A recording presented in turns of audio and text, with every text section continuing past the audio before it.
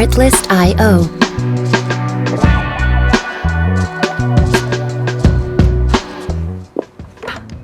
Password.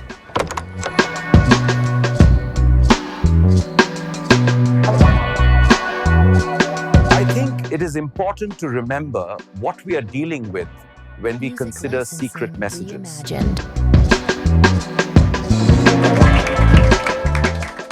I hope it will make you smile today.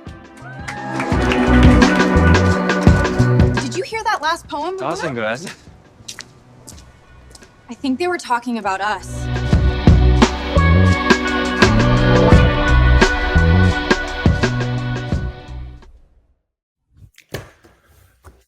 Hello everyone, let's get this started.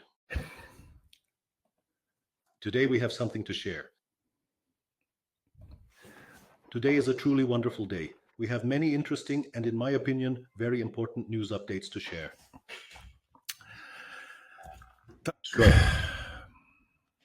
So what exactly are we going to be doing today? First of all, we have a new version has been launched, and it now includes a new feature. The ability that I've dreamed of implementing since we first started this project. Now, content creators have the ability to distribute restricted content exclusively intended for their subscribers instead of making it public. This means it means you can now limit your audience. So how does it basically, can this be done? So we'll talk a little bit about the technology. For those who aren't particularly technical, this might be a bit difficult to understand, but it's a crucial point. We absolutely need to clarify how exactly we achieve this, given that there are certain contradictions. As we all already know, the savva platform is constructed on two decentralized platforms on two ideas. The first is the blockchain, where all posts are registered. And the second is IPFS, which is an open file system that also decentralized, and all the content is in IPFS. This is it's a fantastic combination of two decentralized technologies. And it was only a matter of time before someone had to create a social system that effectively utilized these two incredible technologies. And this raises a question. If it's an open platform, then how can we possibly restrict anyone or anyone at all from accessing the content? Because all the content is in fact available to everyone. And accordingly, how exactly did we accomplish this? Let's discuss that briefly. The only truly effective way to properly accomplish this is to encrypt the content. This means that any content not intended for everyone, but specifically for a particular list of recipients, will be encrypted on the savva platform. What does this mean? This means that the files themselves will indeed be accessible to everyone, but only those individuals who can understand what's actually in them. Therefore, to implement such encryption, it is essential that the recipients possess a specific encryption key,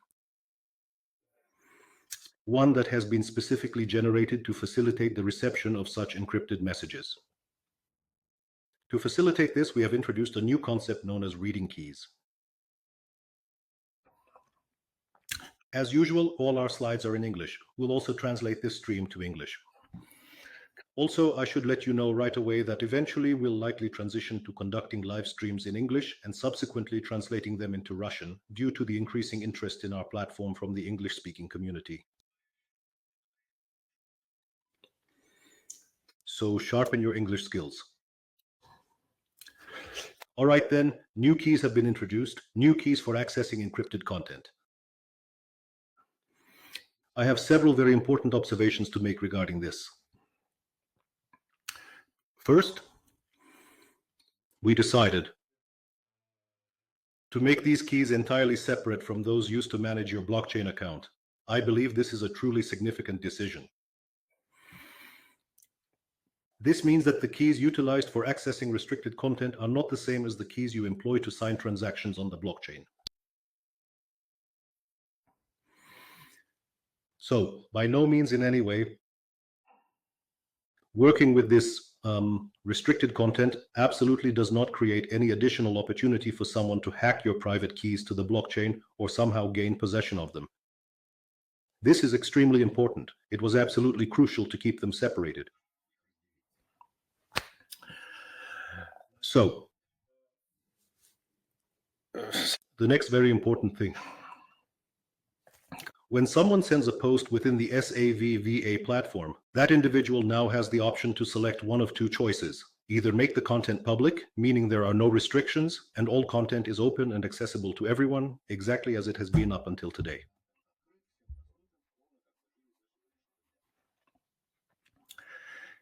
Alternatively, they have a second option, to restrict the content and distribute it solely to a specific group of individuals, as of now in the savva platform. Only one option for limiting the list of recipients has been implemented. Within the savva platform, you can specify that this content will be available not to everyone, but exclusively to subscribers who have subscribed to my account.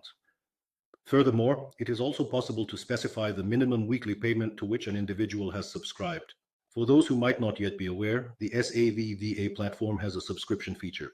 You can subscribe to a specific author and set a weekly payment for them, perhaps in the amount of a certain number of savva tokens. For instance, let's say 10 savva a week. When an author releases a post, they can say, I want this post to be seen only by those who subscribe to me for at least, say, 10 savva a week. So if you subscribe for 9 savva a week, you won't see this content. This gives authors the ability to release content with a certain gradation, a gradation of access levels. For example, some particularly special exclusive content might only be available to those subscribed for, let's say, 100 savva a week. This capability becomes available to the author. It is extremely important to reiterate at this point that the system itself, as an economic participant, is entirely absent from this whole process. No fees or charges are collected whatsoever.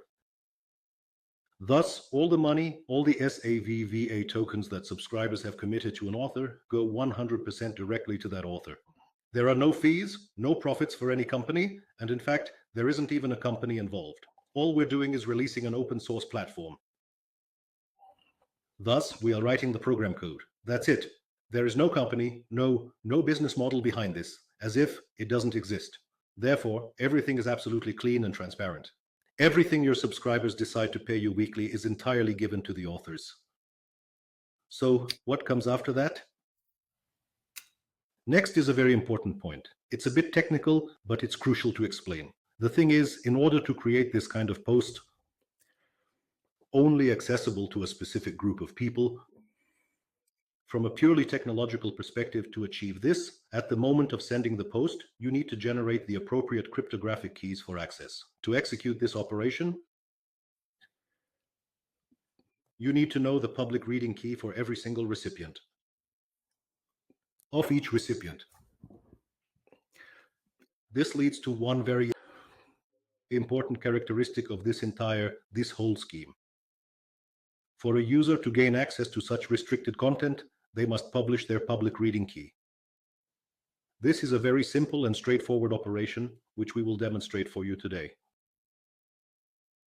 Essentially, you simply have to press a single button, and by doing so, you'll generate that specific secret key. And upon its publication, you'll gain access to restricted content. So, I must emphasize again what's extremely important. This key is not the same as the one you use to sign transactions, so it's really not that sensitive, meaning its security demands are considerably lower. And so you can basically just save them right in your browser. This means that the only thing one can do with this newly generated key is to read those messages to which that particular user has been granted access. Therefore, there isn't a significant risk in storing these specific types of keys right within your browser. What would happen if someone were to gain access to these keys and steal them directly from your browser? The only thing they would gain is the ability to read a specific set of messages that were generated for that particular key. A user can generate a fresh new set of keys at any given moment. This process is also quite straightforward to accomplish. We will be looking at all of this today. But what I really want to emphasize is that all of us SAVVA users must grasp one crucial point. To be able to access restricted content, you need to, so to speak, press this button, generate a key, and then publish your private reading key. So, the system will assist users in remembering to perform this action. The new version, which was just updated today, verifies if you already have a key generated. If you do not yet possess this key, it will present a dialog box to you indicating that you now have an excellent opportunity to gain access to exclusive content. All you have to do is simply generate a key. You can just click on this button right here and the key will be created. And everything will work. There are also two extra options. The first option is to ignore all of this and not display this dialog again. There's a special switch for that. For those not interested or unwilling to participate, that's perfectly fine. There's a Not Now button, which means this action can be done at any time. It doesn't necessarily have to be done today. As soon as you decide that you are interested in receiving exclusive content from your favorite creators, you can generate this key at any moment. So where can you do that? It's all located in your profile. So if you open your profile page and click Edit Profile, you'll find this excellent new Reading Key section. It's the key for reading. And right here, you can click on this button, generate the key, and in this way, gain the ability to receive exclusive content. And when you generate it, the system will offer you an option to directly save this key right here in your browser. This will save you from the need to generate a new key each time you wish to view every single message or post. If this key is saved in your browser, everything becomes transparent. You will simply receive messages that others do not, and you will be able to joyfully view them.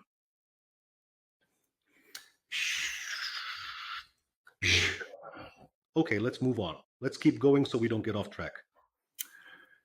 So, how can the author specify to whom his content is addressed? This is also very straightforward. When you send a message, we still have the additional parameters section, just as we did before. That's the spot where you specified everything visible on your screen. Now, an additional field has popped up named the audience section. By default, it's set to public. This means that if you don't change anything and continue as you did before, you'll just have public posts, a normal, standard, wonderful social network. Everyone sees everything. Everyone notices everything. However, if you choose a different option in these controls, specifically the option that states, this post is intended only for my subscribers, then this field appears, the minimum, the minimum weekly payment to gain access to this specific content. And on this very page, you'll find a highly significant, important message. Look, let me pause here for a moment because it's crucial that we all hear this. Look, starting today, this system enables the distribution of heavily encrypted content across the network. Heavily encrypted content. This is a very dangerous, risky business, because what could be in that content? There might be specific things we would prefer not to have disseminated throughout the network. This is indeed a highly crucial point to consider. This means any public system that incorporates some form of encryption has the potential to be utilized for various purposes.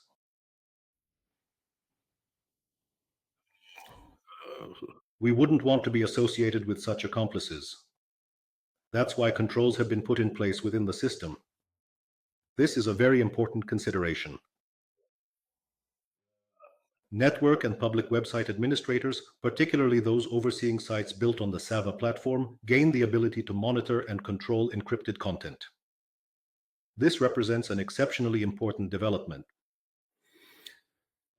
This is a continuation of the overall concept that has been present in the savva platform since its inception. The underlying concept is as follows. These are indeed powerful technologies, and it offers a remarkable opportunity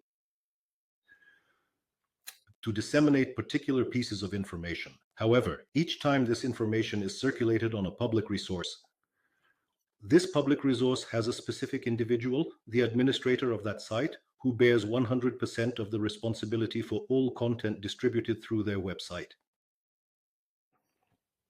Therefore, now that we have the capability to distribute encrypted content, we've of course made it possible for site administrators to control what kind of content is distributed through their website, providing them with comprehensive capabilities for blocking, reporting, and all other necessary actions.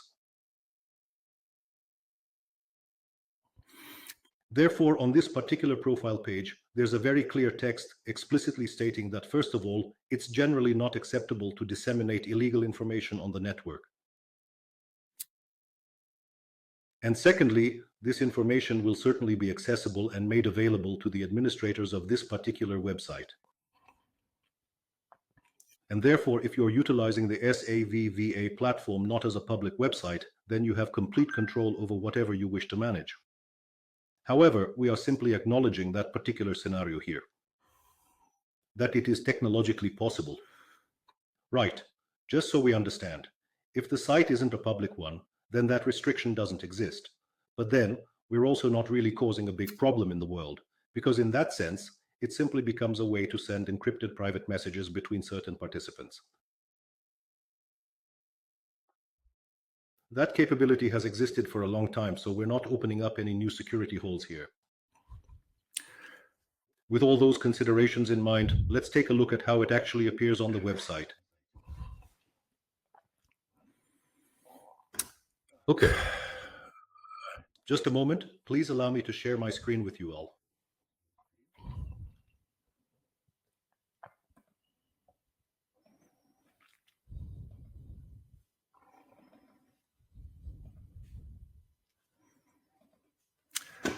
All right, so here's what's happening. This is my very own profile page. This amazing new section, Reading Key, has appeared on the page. What exactly is a reading key? Well, in reality, an asymmetric encryption scheme is employed. Let's not get into the details of cryptography today. But it's crucial to understand that there is a public part of your key which is perfectly safe to release online. And right here, you can indeed see the public key itself. Furthermore, the second parameter provides a comprehensive description of the encryption algorithms that are actively utilized within the system. This is very serious cryptography. I mean, everything here is done seriously. Moreover, the system supports various encryption schemes, so if you wish to change or use different ones, the system handles it all. And the final parameter is the nonce, which is a random number. The randomness in key generation is incredibly important, as it facilitates the creation of a vast number of these keys precisely when required. And at any point, the author can decide to generate a new key. This can happen for various reasons. For example, let's say someone stole your computer, and on that computer, they stole your previous reading key. Nothing serious has happened. You are free to generate a new key at any moment, and if you wish, you can also opt to save it in your browser. Right now, I don't have a single key saved in my browser. What does this mean? It means the following. See, I've generated this key and I have published it. And so, the authors to whom I subscribe to can now send restricted content that isn't available to everyone, but exclusively to me. What does this look like? If I navigate to the new post section, it looks like this. So here in my stream, some messages have appeared and they're encrypted. Why are they in this form? That's because I didn't save my keys in the browser. And consequently, at this moment, there isn't sufficient information for the system to decrypt them for me and show how they actually look. But that's okay. I can just click on this message and select Unlock Content. A dialog box will appear and you will need to sign the transaction within your crypto wallet. This won't be a transaction. Instead, it's about signing some text to obtain its digital signature. This effectively serves as confirmation that I am indeed the legitimate owner of this address on the blockchain. So right now, I'm honestly entering my PIN on my device and then I'm going to hit sign. After that, this post gets decrypted and I can see its content. It is very important to grasp that this is not merely textual content. It also encompasses all the attachments, videos, and audio contained within that specific post.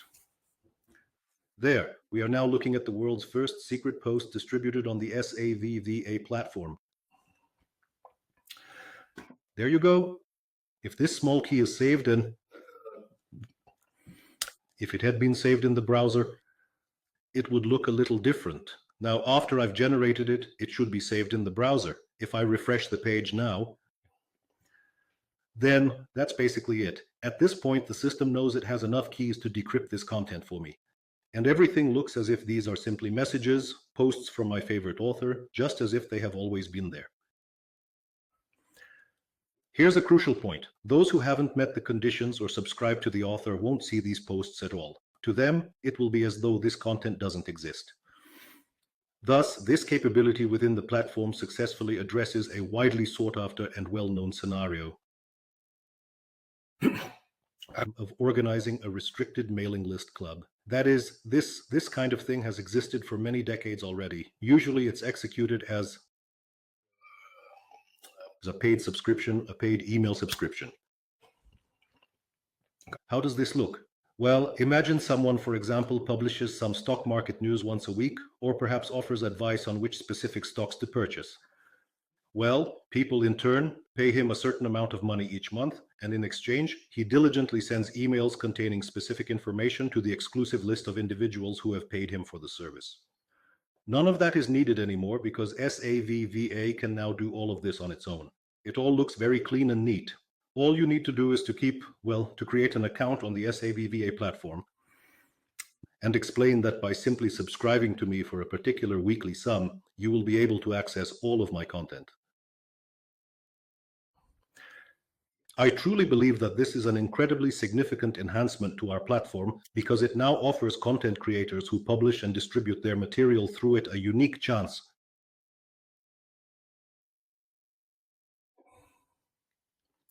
to form these, well, so to speak, private clubs for the individuals who provide them with support. And they can build out this policy of tiered access to content.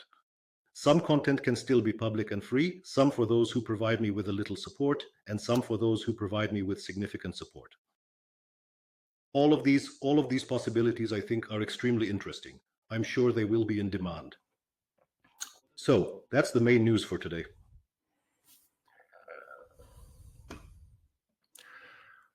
Okay, I see a question. Is the restricted content saved on the recipient's computer? Well, let me tell you, the answer to that question is also important. The system has been developed extremely well. Allow me to give myself some credit for it. The system doesn't operate in a naive manner, downloading encrypted content to a local disk, decrypting it there, and then displaying it. Rather, the system has been crafted with much greater precision and attention to detail.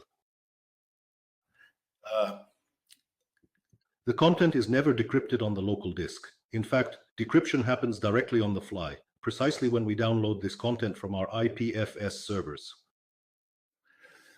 Therefore, when we encounter certain posts on the screen, particularly those not universally accessible, the content of such posts is never downloaded to a local disk. It is exclusively displayed to you right here within the browser. You view it, you close it, and no trace of it is left on your computer.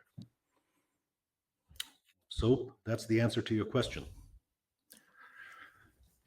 Right, that's today's main news, and I think it's wonderful. There are also two other small but interesting pieces of information that I would like to show you today. To show you, let me quickly return this little item back to my demonstration right now. Okay, one more thing. Look, this is a conversation on a completely different topic. This is a question related to, this was a really fundamental problem regarding the platform decentralization. We had one moment in how the system worked technologically. It was a moment of rather strict centralization. Allow me to explain exactly what was happening. So, as you know, we have this concept of post funds. No, the presentation isn't visible. Oh, yes, thank you. Indeed, we operate with a concept known as post funds. What exactly does this entail? It's a truly remarkable. Again, if I may boast a bit, this idea represents one of the methods for supporting authors. So if I happen to like a particular post, I have the ability to contribute, or as it were, make an investment into that post's fund. A small share of this investment goes directly into the author's pocket, and the majority remains in this fund, subsequently being distributed randomly among participants. Therefore, it essentially functions as a type of game. The idea is to enable not just minimal donations to the author, but to construct a certain game-like dynamic around it, and provide some individuals with the opportunity to occasionally win certain prizes. And if the size of this post fund increases, it naturally draws more attention to the post from other participants. They might also contribute a small amount of their money for an opportunity to win some money back, thereby increasing the overall appeal of the post. Thus, that is the wonderful story concerning post funds, and incidentally, they are in great demand. We just see that this particular dynamic functions quite effectively for the platform. However, there is one particular vulnerability within it. And its fundamental flaw is that in order to fairly raffle off the prize, you need a random number. And from a purely technological perspective, there's a very important circumstance in blockchain theory that, of course, people who are professionally involved in this field already know. It is impossible to generate a random number within a blockchain. It simply cannot be done. Do not even attempt it. So how was this system built by us? It was built honestly. Just like everything we do, we try to do it honestly. Thus, to acquire these random numbers, we were sourcing them from a distinct and widely recognized system called randome.work, a service specifically designed for such purposes. This organization generates random numbers using a system that leverages quantum effect. This means there are robust generators in place that ensure the numbers produced by this system are genuinely random and not intentionally manipulated or generated by any specific entity. And this randome.org system is utilized even by government lotteries that are giving away billions of dollars. But as it turns out, while it's great that we use such a serious approach, but it seems to me that it has, as it were, two problems. The first problem is this. Well, to be honest with you, we don't actually need that level of random number quality in our system, because for the actual drawings of post funds, we're talking about, $100, $200, or perhaps $1,000. And frankly, we actually don't require such a high caliber random number oracle for our system. It's simply not necessary. The second problem is actually even more serious. The reality is that the service which utilizes this type of randomness is highly centralized. What exactly does that imply? It means I'm personally covering the cost of this service. I'm also the one making the personal request for it. Well, not me personally, but a program I've signed requests this wonderful randomness and then puts it onto the blockchain so that these drawings can subsequently take place. What exactly does this signify? This implies that if I cease to perform this task, or if the program responsible for it encounters difficulties, perhaps it experiences some problem, lacks sufficient balance, or faces an internet connectivity issue, then the lottery for all post funds within the system will halt entirely. This is a very bad indicator because we are trying to make the system as decentralized as possible. What does that mean? It means the system should operate independently, not relying on any single person or any single company. Therefore, in this version, we decided to, here it is. We have successfully implemented a decentralized random number generator, even though we fully understand that it is potentially vulnerable to being hacked. Theoretically, it can be compromised.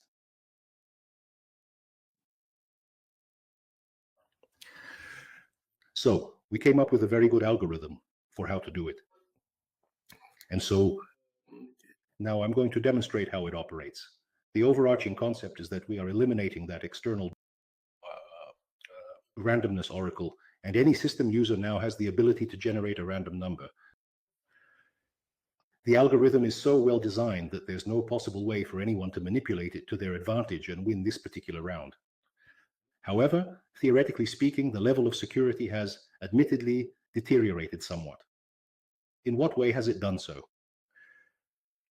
If blockchain validators were to conspire, and if they were to invest in additional computing power, they could collectively manipulate the system. This manipulation would ensure that during the generation of new blocks, Their individual outcomes in the post-funds lottery would yield them a significantly higher probability of winning, for instance. Would have a much greater chance of winning. However, believing in this scenario is entirely impossible, as it would incur immense costs, both in terms of reputation and finances. No one would undertake such a thing. Therefore, at this moment, we have made the decision to switch to this decentralized random number generator, thus resolving these two issues. This means the system is becoming truly decentralized. So what does it look like? There's a special page you can visit to see the currently active posts and the post funds that are ready for distribution. All you have to do is simply click the Generate Randomness button and allow these rounds to conclude. I assure you there's absolutely no way for a regular user to influence the lottery outcome through this platform or its function. Such a possibility simply doesn't exist, so you can feel completely at ease using it. And yes, an important point we realize is that now the post funds won't be distributed automatically anymore. Someone has to come here and click this button for the draw to happen. Let me show you again. That is, let me show you. I'll return to the demonstration and show you how it actually works. All right, let's get the screen share open now. All right, let's head back to our website. Here it is, our website. We've added something new here. Content fund rounds. This is what that specific page looks like. So it's basically a button you can click. What does that mean?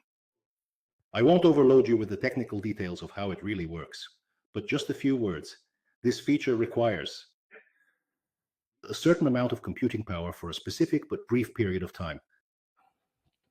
So in reality, there's quite a serious algorithm involved there, which actually,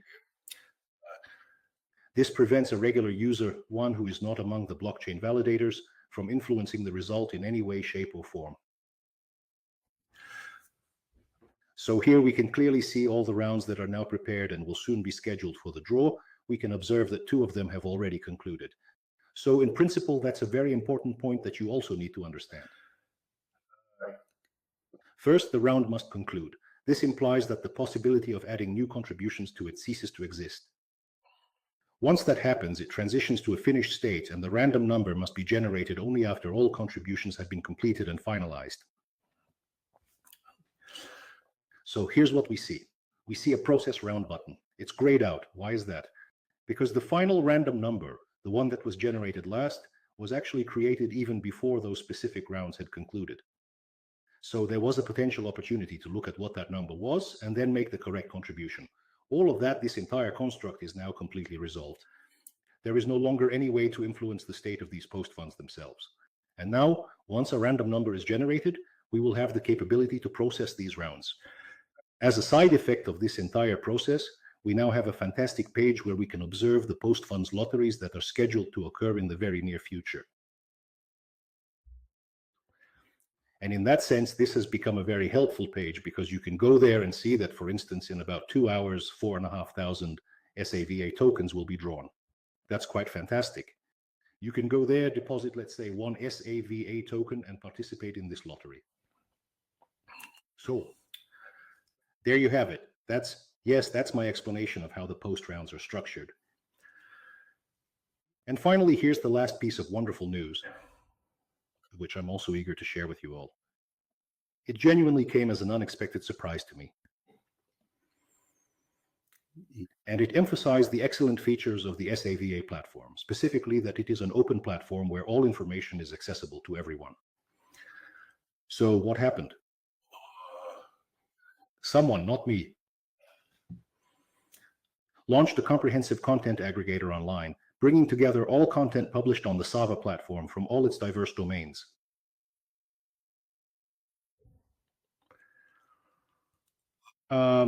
Well, of course, I know this person. His name is Alexander Gagin. The beauty of it, though, is that he didn't discuss this project with me. I'm not involved in it in any way, perhaps to his disappointment, neither in funding nor anything else. He went and tried to put such a system together all by himself, and it turned out that it could indeed be assembled. He built it and released it to the public, into the public domain. You can come and visit this specific website. It is named savva-readr.work. So what's the beauty of this system? So the first incredibly crucial thing to understand is that this website does not in any way retrieve any additional information or details from me or from the savva platform's backends. Instead, it exclusively extracts all information directly from the blockchain and from IPFS. This turned out to be sufficient to process all content across all domains that are published on the savva platform. So what do we see here? We're actually seeing all the posts that have been most recently and genuinely published across all the myriad websites globally built upon this platform. Now, the beauty of it is that this system heavily utilizes text analysis. And everyone can configure a certain, well, like a filter through which they want to see this information. And this is where it gets very interesting and very complex. And you can truly tailor it to your preferences, selecting the kind of information that interests you, its specific topics, and so forth. This is simply phenomenal, truly captivating, and very interesting. I truly hope that perhaps we can persuade Sasha to join us on the stream and elaborate on the intricate workings of this platform. But the very fact of its existence was genuinely a very pleasant surprise for me. Again, this is a direct result of us creating a truly open platform, allowing anyone to utilize this information and build whatever they desire upon it. So I'm just sharing this joy with you. Go to the site, it's very interesting, play around with it. This is particularly appealing to those users who are interested in. We've observed quite a number of authors appearing recently with the same person publishing their content across different Savva domains at the very same time. For instance, one person might publish their poetry on stihi.io, while another individual could be posting content on paris.camp. And here you can aggregate all the content from that particular individual and view it simultaneously in one consolidated location. The real charm of this feature is that if we click on the link, we can essentially view the content directly and immediately navigate to the actual. There was a button somewhere, yes. You can directly navigate to the original web domain of the website where this particular post was authentically published. So it's a fantastic content aggregator for everything under the sun. Savva platform domains. And so I'm excited to share this fantastic news with you. Okay, and one last thing. We have pretty much gone through everything that I wanted to cover. All right, let's head back to my presentation now.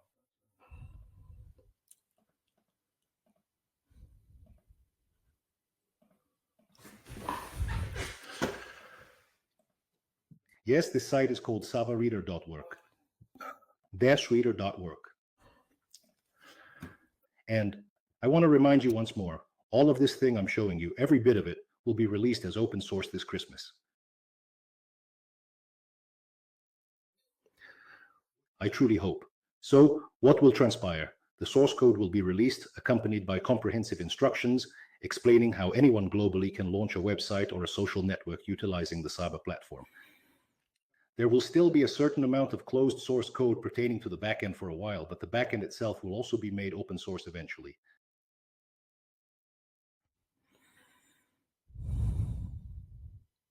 Indeed, Sasha Gagin is actually present with us here today.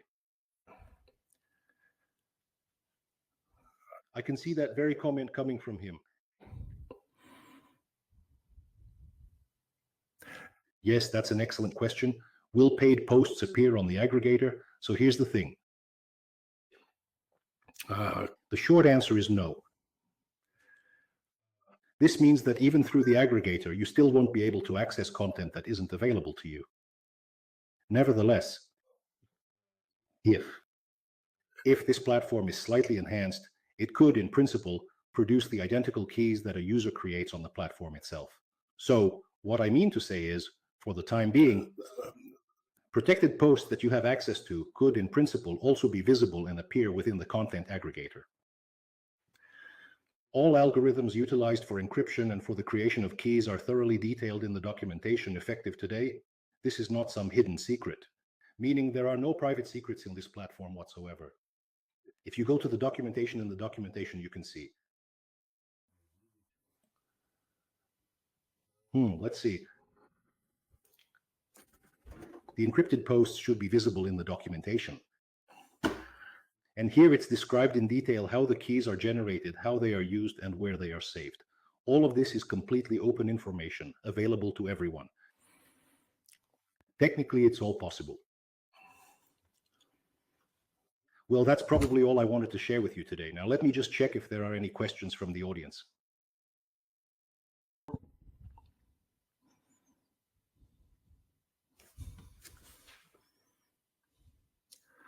Yes, I've answered that. Yes, that's a very good question. Yes, a good question. Look,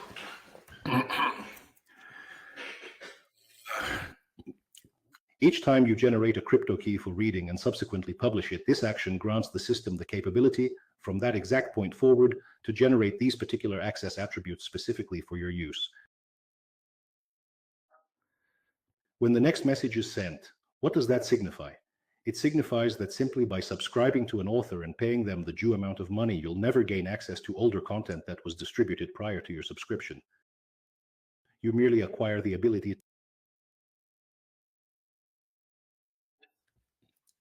to see this content starting from the moment you subscribed. And conversely, as soon as your subscription ends, you lose that ability. So it's not that you are purchasing access to content that has already been created. You subscribe to an author, and by doing so, you acquire the right from that moment on to participate in and gain access to all the content that user will be distributing in the future.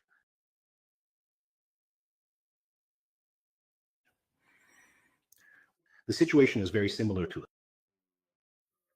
a paid email newsletter. So you've subscribed and made a payment to the person. From that point on, you start receiving those emails with certain information. But this doesn't mean you gained access to content that was published earlier. This is a very important and significant circumstance. So thank you for the question. Now, if I use various browsers on the same computer, will a distinct key be necessary for each one? That's a very good question. All right, so let's take a look at how key generation is structured. Key generation, in a nutshell, so as not to overload you too much with technical details.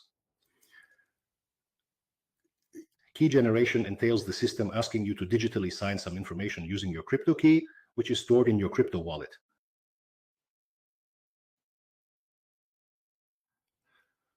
A certain piece of text. This isn't about dispatching a transaction to the blockchain. Rather, as you're already aware, inside your crypto wallet, you're able to sign any text with your private key, and in doing so, secure a digital signature. By examining this digital signature, the system can verify that the person who created it is indeed the rightful owner, actually possesses the private key, but at the same time, it cannot get any information about the private key itself. This is the principle that key generation is based on. This means that as long as you possess the private key associated with a specific blockchain address, you can effortlessly generate a key for reading content at any time, on any computer, as long as that content is directed to that particular blockchain address.